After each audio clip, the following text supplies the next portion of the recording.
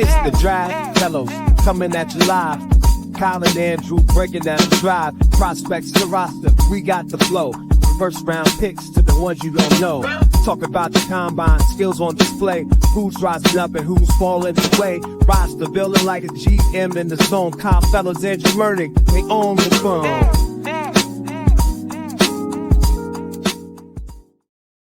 Hey, welcome back to the Draft Fellows podcast. My name is Andrew Mertig. That's Kyle Fellows. Together we are the Draft Fellows. Make sure you're checking us out on YouTube or the audio version on your favorite podcasting platform. Kyle, how are you doing this week? I am doing fantastic. How are you, sir?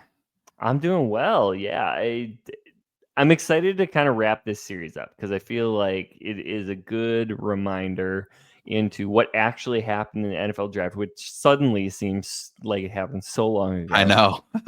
And I think it's a good way to get us ready for the start of the football season, which I think is just going to like snowball because we're already mid-June. It's going to be like so much training camp information coming up, and then the preseason, the season kicks off. And by that point, we're going to be deep into the 2026 class. So good to get these under wraps and help get us prepared for the season. Yeah, absolutely. I feel like we always complain about like the June, July part of the off season where like you're kind of waiting for training camp to fully roll around. But like, honestly, like it always flies so fast. And then you find yourself just totally saturated with NFL content as you fall into the fall. And then you're trying to keep up with the college landscape as well. And so we are not that far away. It feels like we are, but it'll be here before we know it. Yeah, so we have 2 episodes where we went through the divisions in the NFC.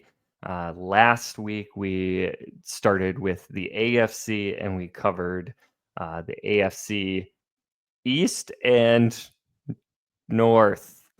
Those are the ones. Process of elimination. Yeah, I was trying to go backwards through my head which ones we have for today. So we are going to kick things off with the AFC South and the Houston Texans first up. And the Texans did not pick until the second round after a trade down. And at pick 34, they're going to take wide receiver Jaden Higgins out of Iowa State. They have a second round pick, and they're going to go with Arante Ursary, an offensive tackle out of Minnesota.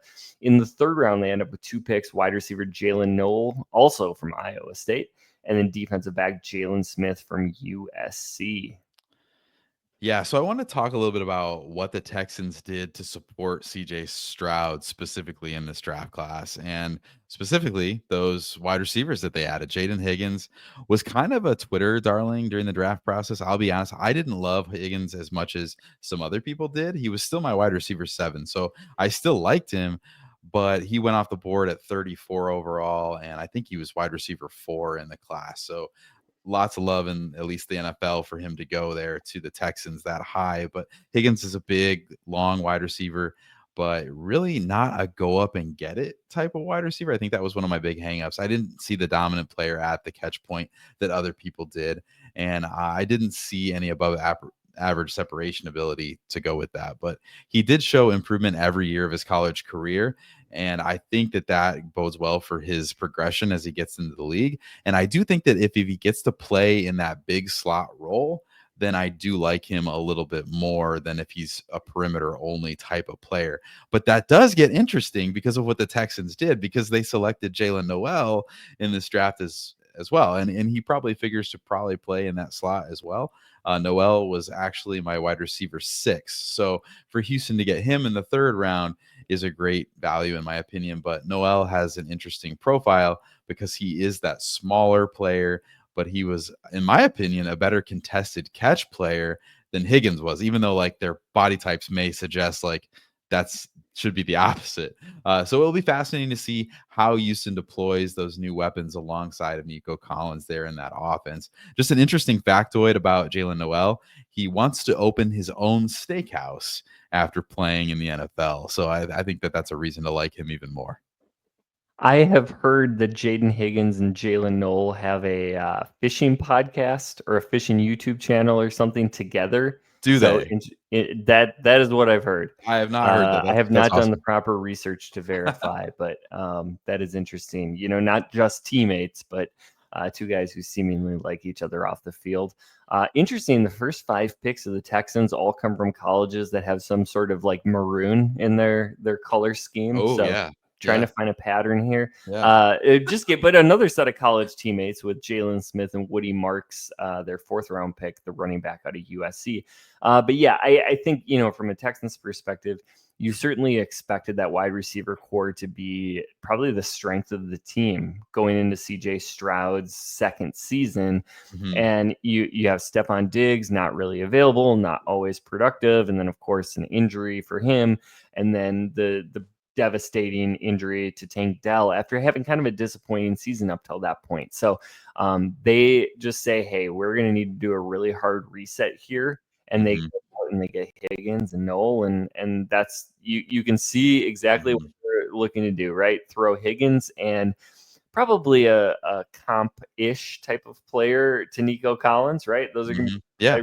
years. You're going to put Jalen in the slot, and you're going to hope that works with Dalton Schultz taking those dump off kind of plays. But Yeah. yeah, Ursery, a really, really high upside swing. Of course, the huge overload in the offensive line for the Texans. Ursery is somebody, I don't know that I want him starting year 1, but Mhm. he has all of the tools in the world that, if you believe in your offensive line coach, could be a really, really good starter down the line. Taking a look at day 3, I think Woody Marks, the running back out of USC, aforementioned, is going to get all of the publicity for those of you who play dynasty leagues. Yeah. The potential backup Mixon, but then the Texans signed Nick Chubb, so Yes. third on the depth chart. I think a player who could really make an impact down the line is Jalen Reed, the safety out of Penn State. I think he's a really fun athletic player. Mhm. I think he could, he's definitely going to be a candidate for special teams for the Texans early on, but I think he could be a nickel kind of safety if you want to go 3 safeties. And then I think down the line, eventually develop into a starter. Yeah, I was gonna shout out the tight end here that they took in the 7th round. I think it's Luke Lachey. Is it Lachey Yeah, as far as you know? I Yeah, believe Lachey. so. And I think the interesting thing is it's just the next Iowa tight end, right? And like a lot of these guys have a higher pedigree than going in the 7th round, but there's always just that like, okay, maybe we can catch lightning in the bottle and get that next guy from Iowa to break out. But Lachey doesn't have that elite athleticism, doesn't have the strength to really be that great as a Y. What is his role? He got worse every year according to PFF. Not a ton of production, but he does give great effort. And I think that that's probably consistent with what you see coming out of the Iowa program. He's gonna give it to you in the effort, and that's probably gonna take him maybe not as far as you would like with his limited athleticism, but his athletic testing was better than expected, right? So really interesting, more explosive than expected in the testing. So good interview. Loved him in the program there at Iowa, and he does have good hands. So probably a really long shot, but maybe someone who can kind of turn some heads and be like, all right, this is a better pro player than he was in college and has that kind of trajectory in front of him.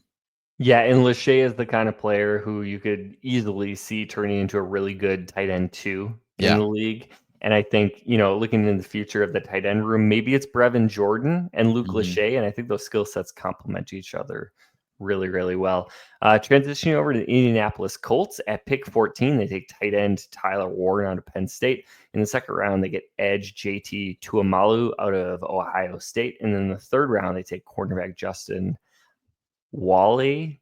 Is it Wally or Walleye? I don't know. Out of Minnesota. Wale. No, I don't know. Wale. Let's just say Wally. So anybody you like here? We got stuck on Wally there for a second. Tyler Warren was one of the more predictable picks in this class. I feel like the Yeah. Colts wanted to upgrade at tight end, and I think Warren gives them a little bit of a Swiss Army knife, right? Like he's personally going to be a player that I liked a little bit more than Colston Loveland. So even though he was tight end 2 in this class, I think Indy did really well to get someone who can play a little bit of a diverse role in their offense and kind of change the way that the offense can win. I think they're just kind of looking for identity there in Indianapolis, and I think Tyler Warren can kind of prepare that for you. I think JTT, super solid player, ultra productive. He might not ever be a top edge rusher in the league, but he's probably not going to bust, right? Like immediately he gives you a player who's going to come in versus the run and help there. And then with the loss of Odangbo to the Bears, I think there's a role there for him pretty quickly to settle into in this defense. So he's a player, high football character. I think he's going to come in. He's not going to bust. I think he does have a ceiling to become more than that. But I think where you got him in the second round, I really like that pick for them. Yeah, and Tuamalu was somebody that was completely slept on this entire draft process. You almost never heard anything about him. Yeah, true. And just a really good player. And sometimes what you see in the NFL is that it's not the like colossally long, twitched up, or like real thin, bendy edge rushers who get all the publicity in the draft process who end up being the best players. Sometimes it's Trey Hendrickson or Max Crosby, right? Like players that like you're like, they're kind of boring. Like they're super solid, but I don't see a lot of upside there. Yeah. And sometimes it's just having a great pass rush plan, being able to get onto the field as a run defender, which allows you then the opportunity to earn those pass rushing reps from your coaching staff. And that's a pick. Like, I think it's really underrated and somebody I really like here. On day 3, love Jalen Travis, the offense tackle at Iowa State. He's a Ivy League transfer, goes to Iowa State, really raw, super raw. But I think has the ability to be a really good starter in the NFL if all things work out in his development plan, and getting that in the 4th round is awesome. And then a special shout out, 7th round pick, Hunter Wohler, the defense back out of Wisconsin. I think at a minimum, you have a great special teams player. And at the top end, I think he could be one of those sneaky defensive backs who just always kind of hanging around the NFL. Maybe never a full-time starter, but I think somebody that plays super well, takes all the right angles, is one of the best tacklers in this draft class at safety, and is somebody I think you just want on your football team. That's cool. Hey, I actually, my exposure to Jalen Travis was probably pretty limited. Like, I've seen him a little bit, but not to the extent you did. So it was fun to hear you heap some praise on him. I always like to find those guys that teams identified in these middle rounds that like have a little bit of a ceiling there. It sounds like Jalen Travis might be that guy at tackle out of Iowa State there. So I'll have to look at him a little bit more. But I guess the one I wanted to mention here is DJ Giddens, and probably one of my favorite later round picks here for the Colts. The agility, instinctive moves in the open field are pretty electric. Elusiveness, I would say, is probably his number 1 trait. He's almost funny to watch because he's not compact as a runner at all. Like, he almost flails around out there, which was one of the like only reasons like I knocked him and probably had him a little bit lower than other people did.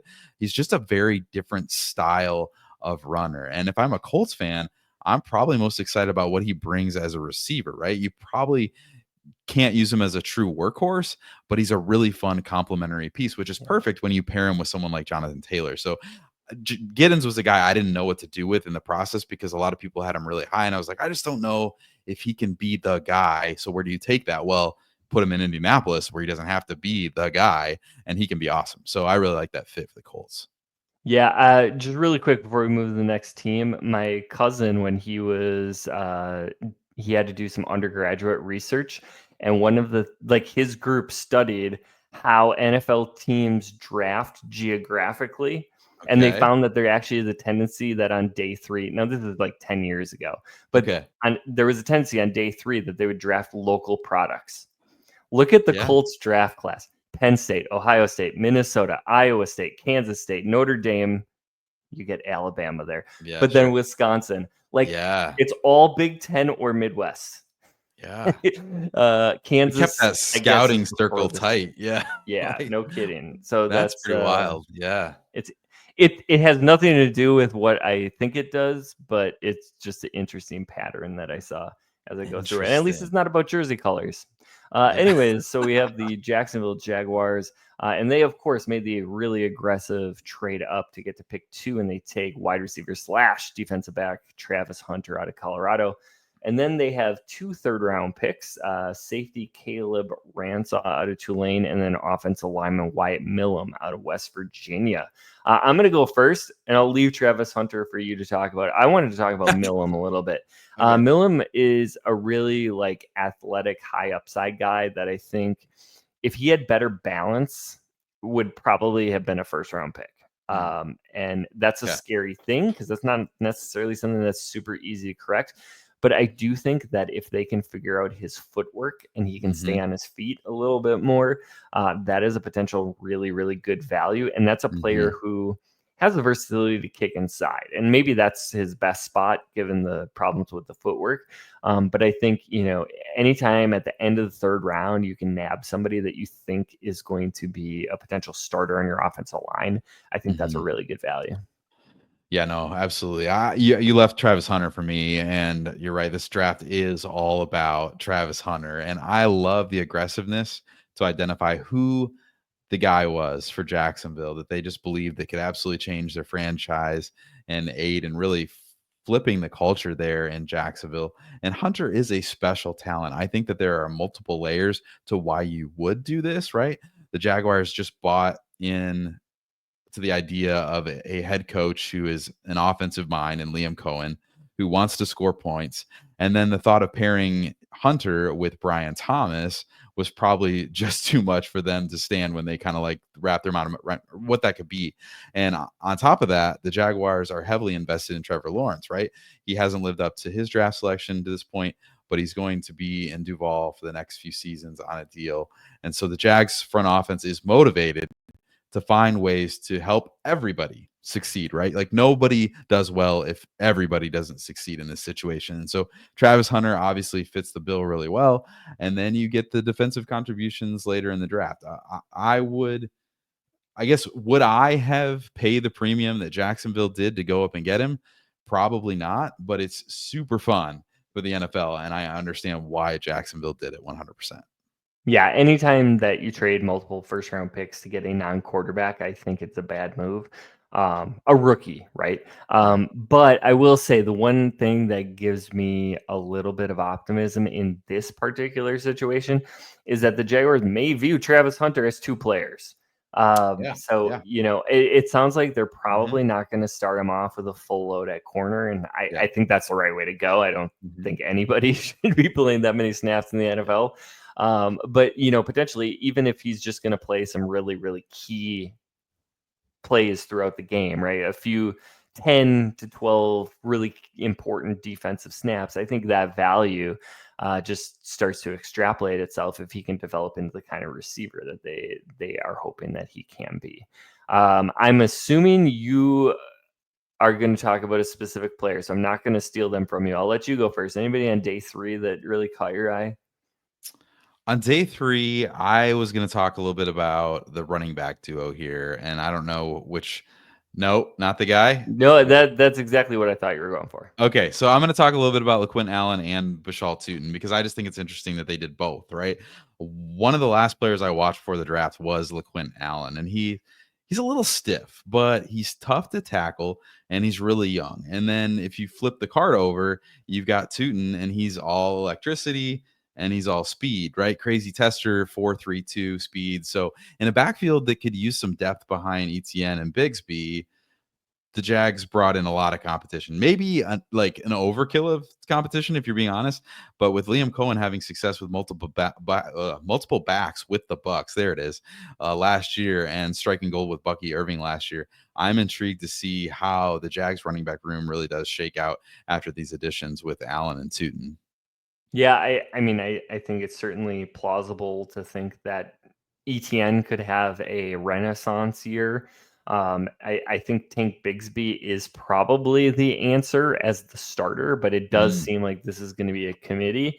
And Tutin is fascinating. Sometimes we get enamored with the physical traits of running backs, and in hoping that we're going to find the next Chris Johnson.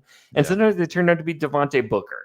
But I think Tutin has a really nice skill set to go with that promising athleticism. And I think in a normal draft class, he's probably sniffing the end of the second round, third round. So I think they got really, really good value there, getting him at the beginning of day 3. And I'll just shout out really quick, Jonah Monheim, the center out of USC. I think coming into the year, this is a player that I thought had a ton of upside, a ton of promise. Didn't really have the year that I thought he would, but I think this is the bounce back candidate. And certainly for the Jags to continue to work on that offensive line is going to be really important in helping to make sure Trevor Lawrence can turn into the kind of quarterback they were hoping when they drafted him. And speaking of which, the Tennessee Titans took a quarterback at number 1 overall, and that was Cam Ward, the quarterback out of Miami. In the second round, they're going to get Olufemi Oladejo. I used to have that memorized. In the second round, the edge out of UCLA, and in the third round, they're going to get safety Kevin Winston Jr. out of Penn State. I really like Cam Ward. I don't think he is like one of these generational quarterback prospects, but we're also often wrong about this. And so the things that I like about Cam Ward, obviously incredible arm strength. I think he has the ability to make plays. Well, he's not like a super dynamic athlete.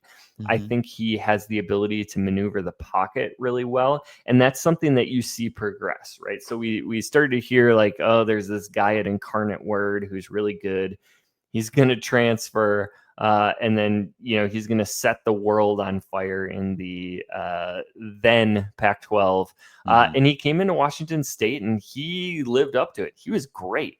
He just didn't necessarily look pro-ready at that point. And so then to make that third transfer to go to Miami and really take the steps to say, this is a player that has solidified himself as the number 1 overall quarterback. We know he can run an offense. We know he can adjust to different offenses. We know he has all the physical traits, which he's always had, but he also is, wrapping his head around the mental game. It sounds like he's been incredible since arriving in Tennessee, being there at 5 a.m. every day, working with his rookie teammates to get things up to speed.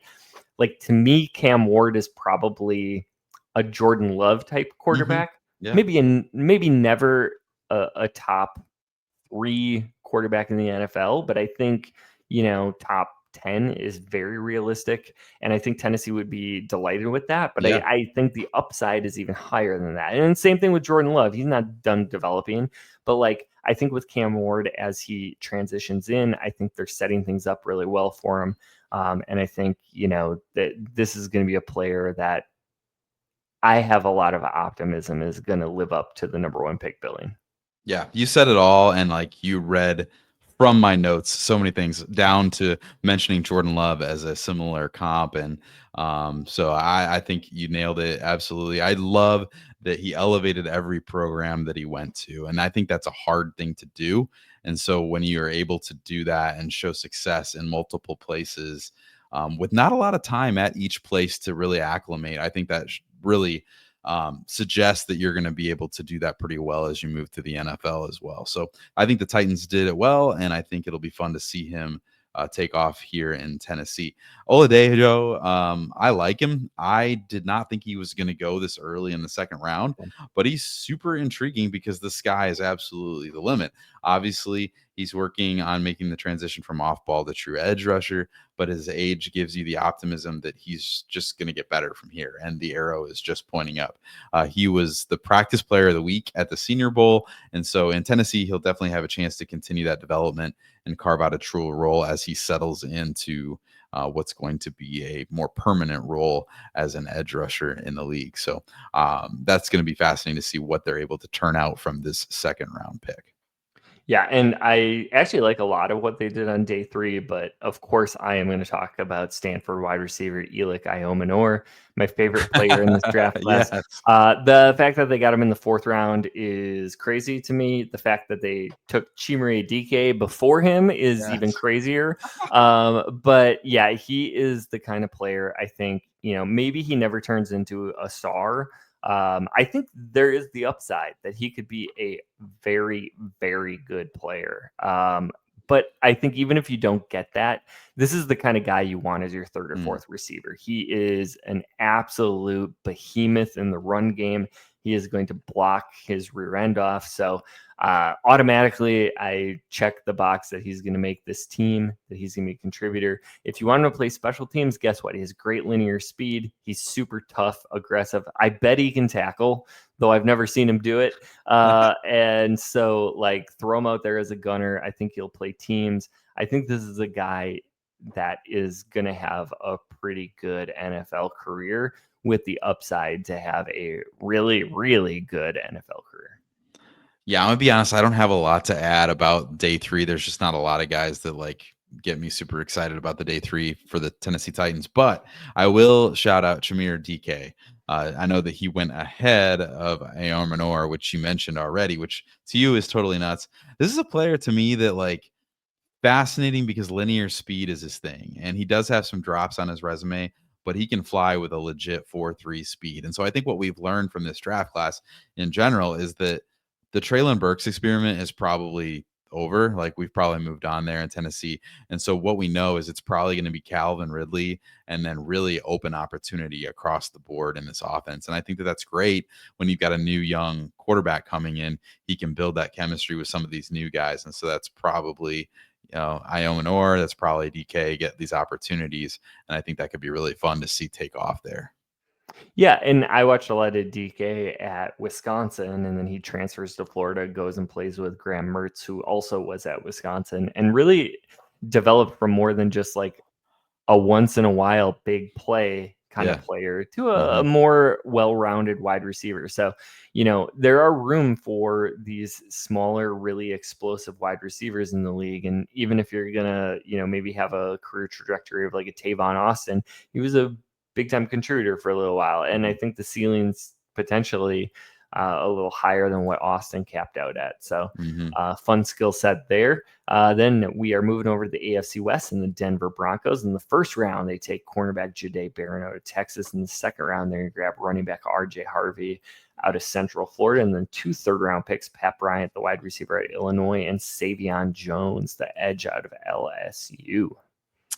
So I love Jahdae Barron very, very early in this draft process. I really fell in love with his game. And then he picked up steam and became popular for most people. So he was no longer like my guy. But I think he's as close to a sure first hit in this class as you're probably going to find in the first round. Some people probably think he's a slot only.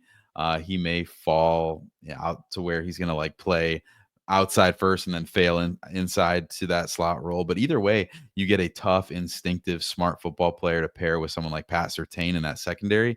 And so that's really easy to get excited about if you're talking about what that defense can become with both of those guys playing in that secondary.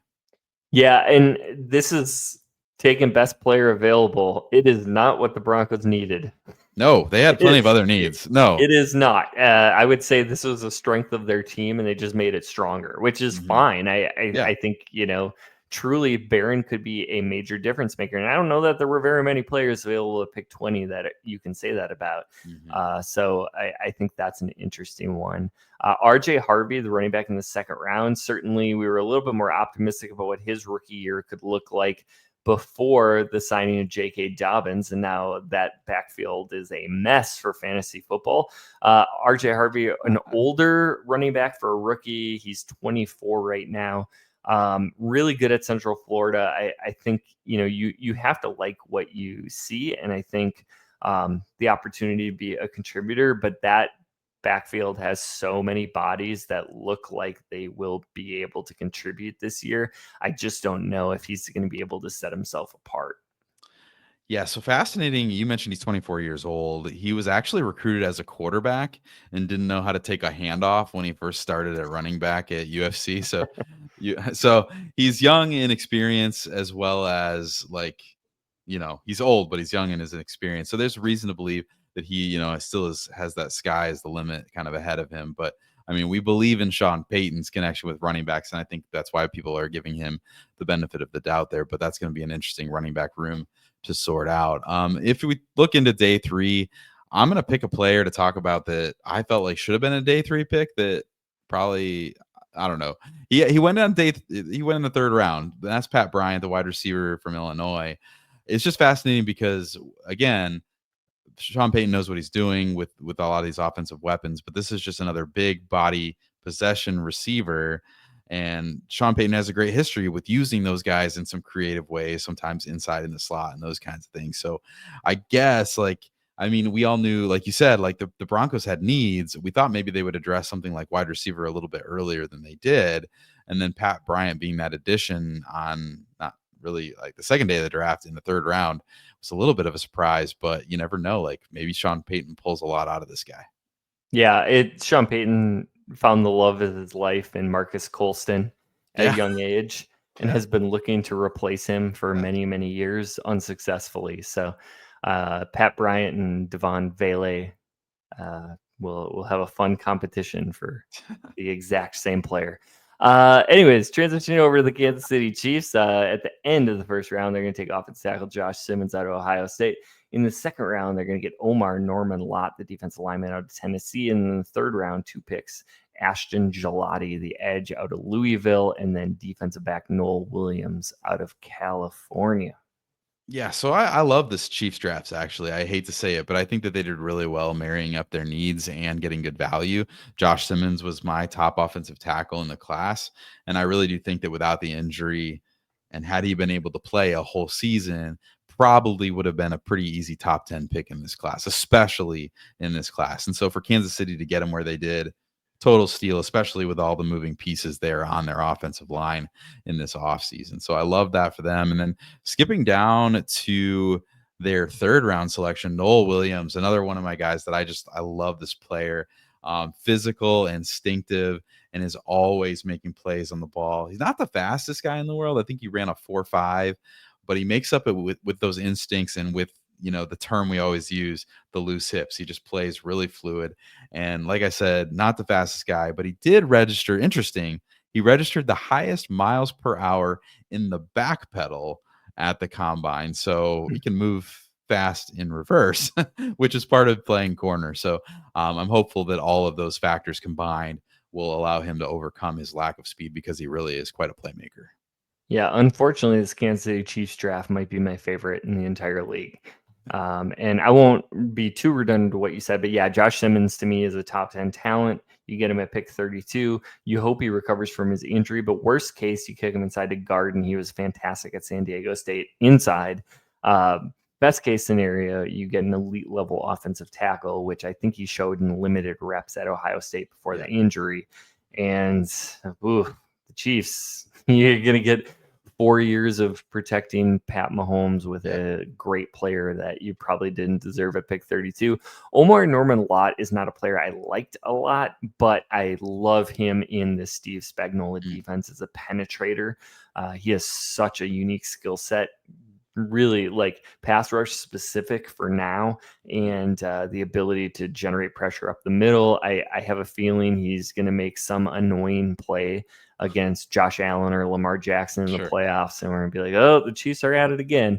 Ashton Gelati is a freak show of an edge rusher. I think, you look at the trajectory of George Karlaftis, and I think you can see a little bit of that for Gelati going forward, as like a really nice physical but super explosive player. And so Kansas City does a great job of coaching up those edges and giving them a raw talent like that. Seems unfair. And then going into day 3, I mean, people love Jalen Royals, wide receiver out of Utah State, rightfully so. He'll probably just be in the mix because the Chiefs love to mix in those depth wide receivers.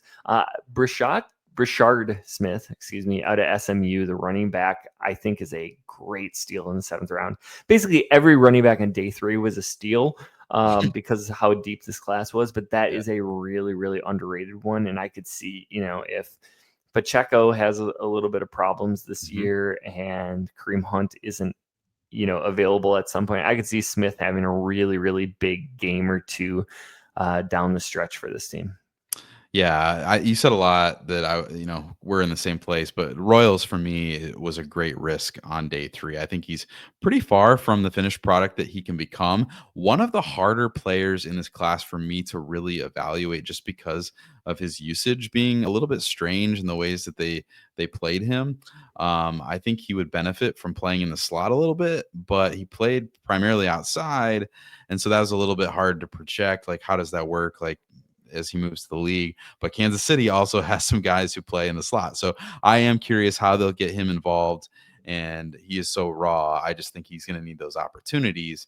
But if they can find unique ways to get him the ball, I do think he can be quite an asset on offense for them. Yeah, and the only player we didn't mention was their 5th round pick linebacker, Jeffrey Bossa out of Oregon, who I also like a decent amount. So that's a really good class for Kansas City, who typically dress pretty well. Then moving over to the Las Vegas Raiders, of course, in the 1st round at pick 6 overall, they're going to take running back Ashton Jeanty out of Boise State. In the 2nd round, they get wide receiver Jack Besh out of TCU. And then they have 3 3rd round picks, cornerback Darian Porter out of Iowa State, Offensive lineman Kayla Rogers out of Texas Tech, and then offensive lineman Charles Grant out of William and Mary.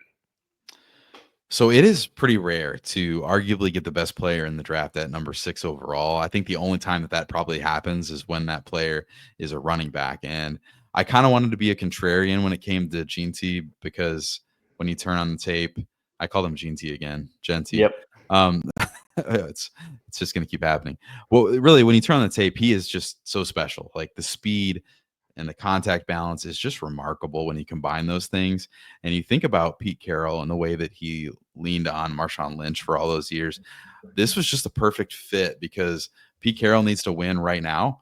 And between Brock Bowers and Genty, you kind of have a pretty good start to an offensive identity there. And I think that that's going to be something that Pete Carroll can just build on and create, some success out of that offense and that kind of formula. So makes a ton of sense. I didn't know that he was going to get to 6, but he did. So good for the Raiders in snatching him up. Jack Besh, real opportunity here in Vegas, right? Like they need some help from their receivers. So I think he'll get that shot. He was kind of a tweener to me, honestly. He's kind of that like tight endish player who plays wide receiver, but is too short to be a tight end. So there's no doubt about the playmaking ability, though. Like he's an absolute playmaker when he's on the field. I just am very curious to see how he's going to be deployed in an offense that already does have a lot of, work in the slot from someone like their tight end, who's, Brock Bowers is going to be one of the best tight ends in the league for a long time. So I'm just very curious to see how they're going to use Besh. Yeah, and Besh was the most productive wide receiver at LSU when they had some incredible NFL talent there before transferring to TCU. Yeah. So it's interesting, really talented player, but like you said, the fit's going to be real fascinating to watch going forward. I think Darian Porter out of Iowa State, when he was picked, I was on the live stream with Andy Herman, and I said, "Oh, of course." And they're like, "What do you mean?" And I said, "Well, like Darian Porter to a Pete Carroll team, like, is there a more perfect long-rangey corner than Porter in this class? Maybe a little stiff." And that's probably why he fell, but a really, really fantastic player, wide receiver convert. I think they're going to love his skill set on the defensive side. And then I like the gamble that they take with 2 developmental offensive linemen late in the 3rd round. They're going to have to like really work on that line of scrimmage to not only just create holes for Genty, but then open up that play action game for Geno Smith. And so I like what they did there. And, you hope one or both of them can pan out and really change the trajectory of your franchise going forward. Because I think you have to like what they did with the first 3 picks.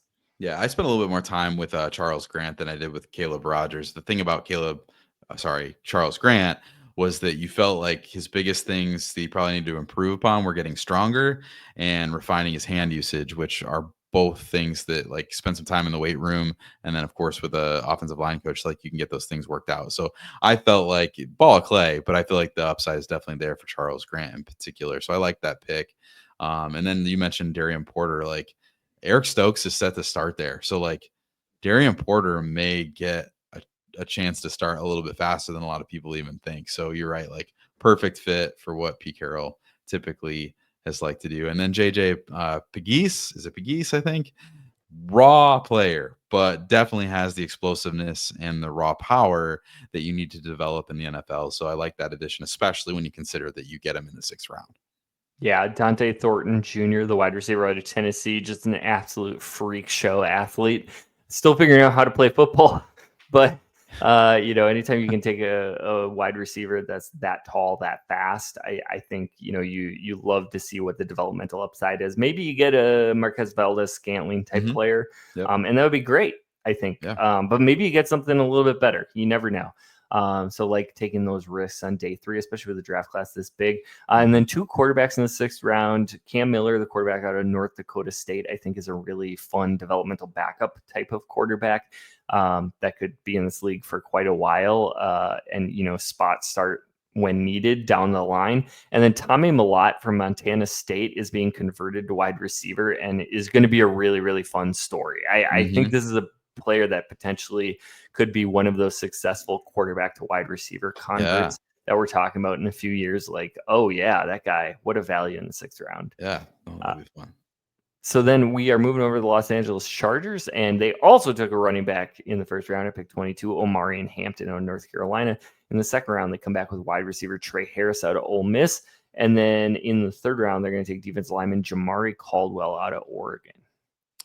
So Jim Harbaugh likes his big backs. Like, I think that's pretty apparent. They acquire Najee Harris as a free agent, and then they've kind of like sort of filled the need, but they can't resist Omarion Hampton when he falls to them in the first round. And I think you have to be excited about the landing spot for the player with such a good contact balance profile. He's got great vision, the physicality, because under someone like Harbaugh, he's certainly going to get the volume that he needs to wear down defenses. So I think you like the fit for Omarion Hampton to the Chargers there. And then I guess if we're going to jump into down the line here, Trey Harris was one of my favorite players in this class, and the Chargers need another wide receiver to put out there with Ladd McConkey. And I think Harris will complement him pretty well. He's a real vertical threat, even though he's not like the fastest guy, he can still win vertically. And he can win as a true X, but I think that his ability to elevate to the football and actually catch everything that comes his way is what I love most. And I think Herbert is going to love having someone with that kind of reliable set of hands. So I like Trey Harris's landing spot here with the Chargers quite a bit. Yeah, and then dipping into day 3, Kyle Kennard, the edge out of South Carolina, goes in the 4th round. And Kennard actually won a award for the best defensive player in college football, which is sort of stunning considering some of the defensive players that were in college football last year. But Kennard is just a really, really solid player. And I think, we already had this conversation about sometimes it's not the players with the massive like athletic skill, toolsy upside that end up being really productive pros. And I could see Kennard being just the type of player that Jim Harbaugh is going to love, that this like really young and up and coming defense is going to love. And certainly they have some gaps at edge rusher, and, Khalil Mack is not getting any younger. And so looking for Kennard to be an instant contributor, even if he's only just a solid like 3rd edge rusher, I think this is a really, really valuable get in the 4th round. Yeah, speaking of gaps in this roster, I'm going to jump back up into day 2. And I want to mention Jamari Caldwell really quickly, the defensive lineman, because they did have some holes there along the defensive line.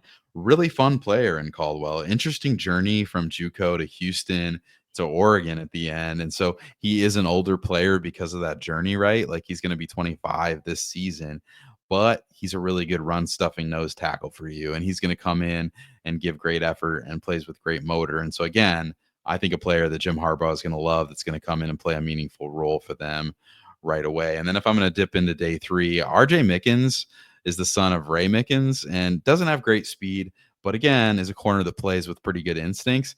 And I think he tested better than a lot of people thought that he would. So great results in the drills that measure explosiveness, like the broad and the vert. So kind of a gamble based on what his production was in college. But when you can get a player with that kind of like, I don't know, bloodline in Mickens, like in the 6th round, I think that's a gamble you take all the time. Yeah. And of course, their 5th round pick, Oronde Gadsden, the second, is the son of Oronde Gadsden, the former Miami Dolphins wide receiver. So you see Harbaugh liking these bloodlines.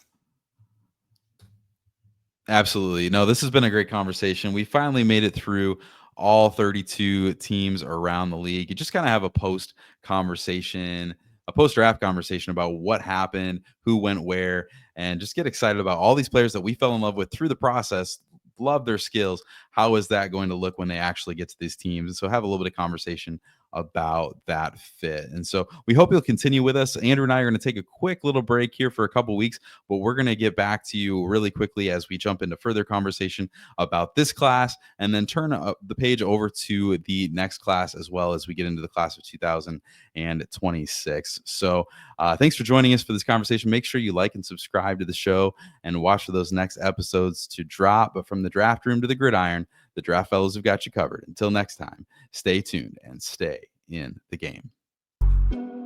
Kyle got the insight, Andrew brings the heat. Breaking down the roster every single week. Catch us on the podcast, we coming through your speakers. Top picks for practice squad, we got the seekers. Team dynamics, contracts, and the trades. From the draft day excitement to the accolades. Draft Fellows on the track, we gone strong. In the analyze the plays, we can't be wrong. From the 40-yard dash to the longest throw, we talking pro ball, yeah, you know.